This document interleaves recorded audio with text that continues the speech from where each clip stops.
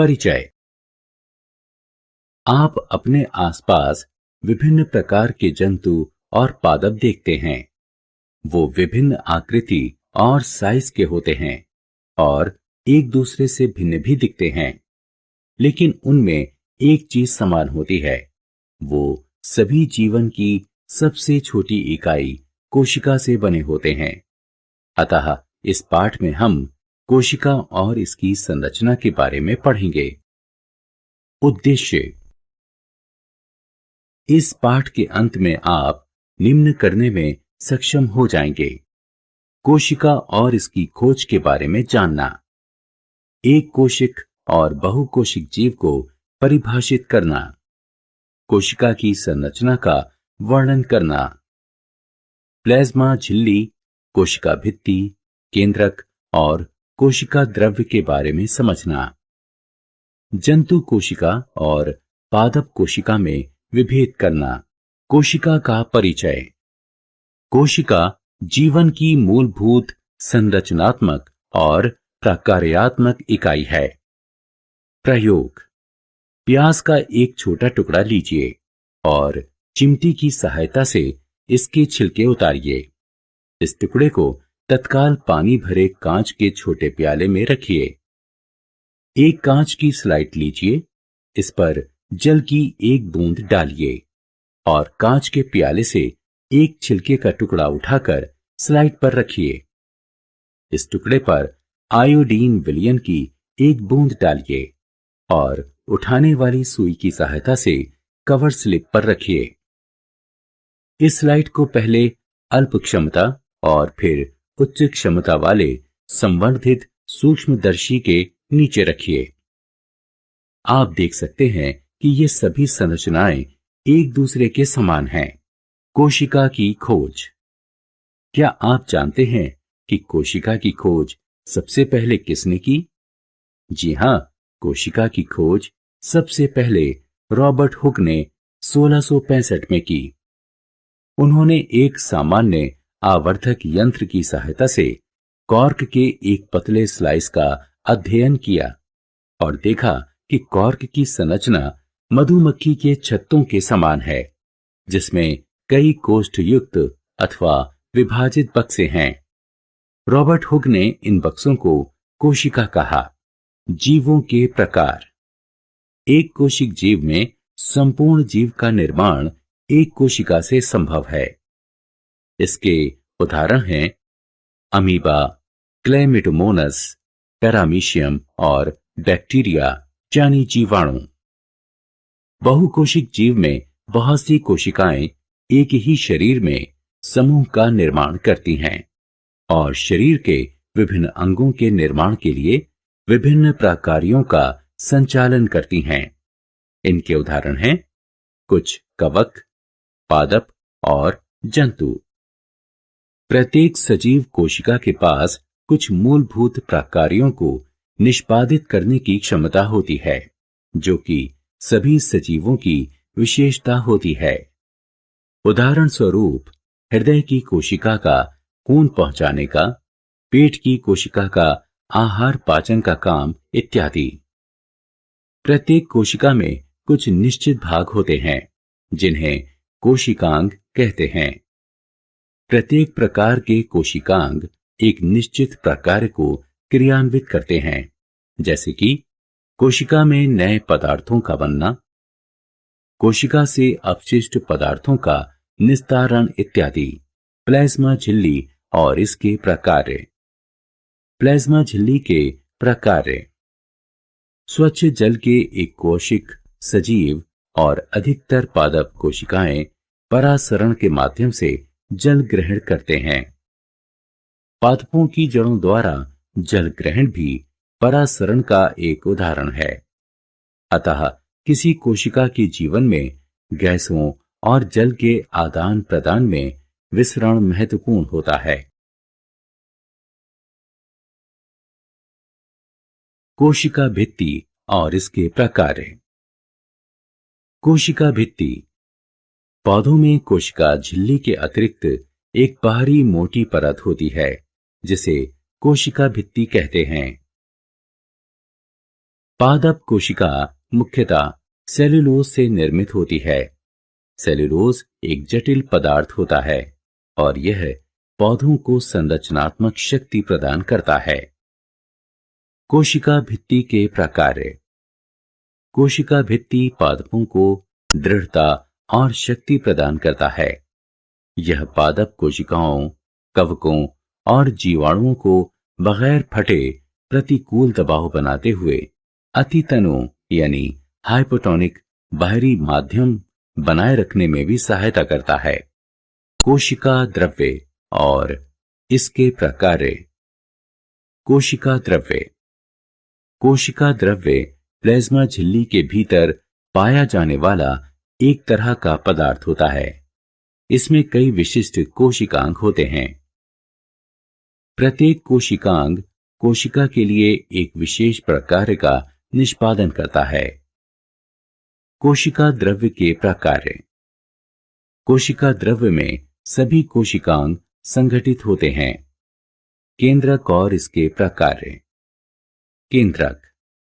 केंद्रक के ऊपर एक दोहरी परत वाली झिल्ली होती है जिसे केंद्रक झिल्ली कहते हैं।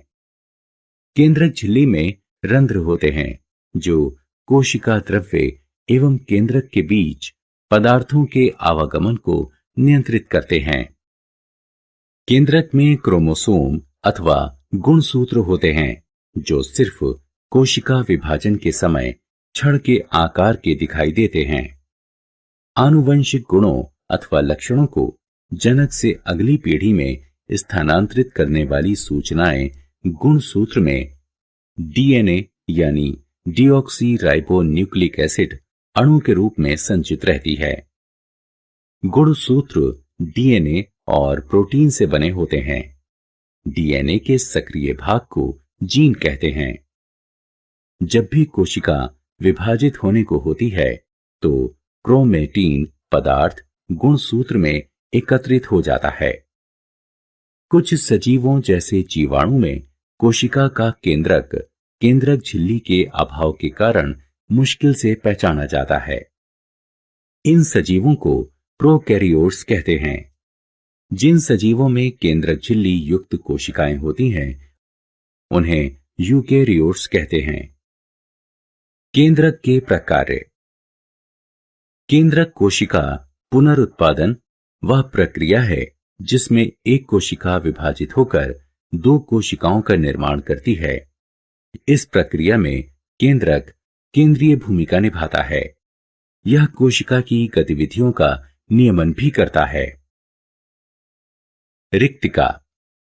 रिक्तिका ठोस अथवा द्रव्य पदार्थों के लिए भंडार कोश हैं। जंतु कोशिका में रिक्तिकाओं का आकार छोटा होता है जबकि पादपों में रिक्तिकाओं का आकार बहुत बड़ा होता है। कुछ पादप कोशिकाओं में केंद्रीय रिक्तिकाएं कोशिका के आयतन का 50 से 90% भाग होती हैं। पादप कोशिकाओं में रिक्तिकाएं कोशिका रस से भरी होती हैं और कोशिका को स्फीति और दृढ़ता प्रदान करती हैं। जीवन के लिए आवश्यक कई पदार्थ रिक्तिका में संचित होते हैं। इनमें एमिनो एसिड, शर्करा, विभिन्न जैविक अम्ल और कुछ प्रोटीन शामिल हैं। अमीबा जैसे एक कोशिक सजीवों में आहार रिक्तिका आहार संचित रखती है जिसे अमीबा ग्रहण करता है। कुछ एक कोशिक सजीवों में विशेष रिक्तिकाएं अतिरिक्त जल और अपशिष्ट को कोशिका से बाहर निस्तारित करने में मुख्य भूमिका निभाती हैं। प्लास्टिड। प्लास्टिड केवल पादप कोशिका में पाए जाते हैं। जंतु कोशिका में प्लास्टिड नहीं पाए जाते। प्लास्टिड अपनी बाह्य संरचना में माइटोकॉन्ड्रिया जैसे होते हैं। प्लास्टिड दो प्रकार के होते हैं, क्रोमोप्लास्ट यानी रंगीन प्लास्टिड और ल्यूकोप्लास्ट यानी सफेद या रंगहीन प्लास्टिड। क्रोमोप्लास्ट रंगीन प्लास्टिड होते हैं जो फूलों और फलों को विभिन्न रंग प्रदान करते हैं। ल्यूकोप्लास्ट रंगहीन प्लास्टिड होते हैं। इसमें स्टार्च, तेल और प्रोटीन कणिका संचित रहते हैं। जिन प्लास्टिड में क्लोरोफिल होता है उन्हें क्लोरोप्लास्ट यानी हरित लवक कहते हैं। ये पादपों के प्रकाश संश्लेषण के लिए महत्वपूर्ण होते हैं। स्क्रीन 15 जंतु कोशिका और पादप कोशिका में विभेद।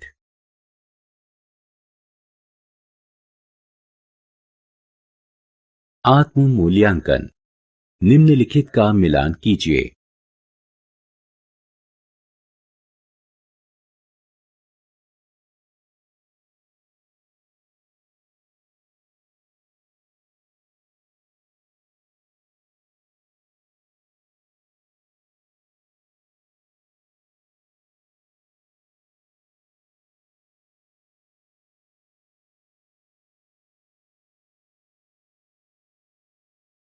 सारांश।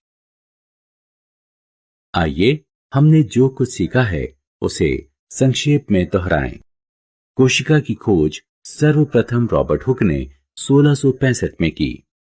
एक या कई कोशिकाओं की उपस्थिति के आधार पर सजीवों को दो प्रकार में विभाजित करते हैं, एक कोशिक सजीव और बहुकोशिक सजीव। प्रत्येक कोशिका में कुछ निश्चित भाग होते हैं जिन्हें कोशिकांग कहते हैं और ये विशेष प्रकार्यों का निष्पादन करते हैं।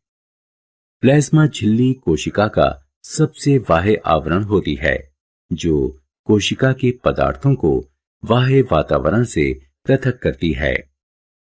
कोशिका झिल्ली चयनित पारगम्य झिल्ली के रूप में भी कार्य करती है जो विभिन्न पदार्थों की कोशिका में आवागमन का नियमन करती है। रिक्तिकाएं ठोस और द्रव्य पदार्थों के लिए भंडार कोश होती हैं। जंतु कोशिकाओं में रिक्तिकाओं का आकार छोटा होता है जबकि पादप कोशिकाओं में रिक्तिकाओं का आकार बहुत बड़ा होता है। प्लास्टिड केवल पादप कोशिकाओं में प्राप्त होते हैं। पादप कोशिकाओं में एक अन्य दृढ़ बाहरी आवरण होता है जिसे कोशिका भित्ति कहते हैं। यह प्लाज्मा झिल्ली के बाहर स्थित होता है। केंद्रक प्रत्येक कोशिका के केंद्र में स्थित एक गोलाकार या अंडाकार बिंदुनुमा आकृति होती है। यह कोशिकाओं के पुनरुत्पादन में केंद्रीय भूमिका निभाता है और कोशिका की गतिविधियों को नियमन भी करता है।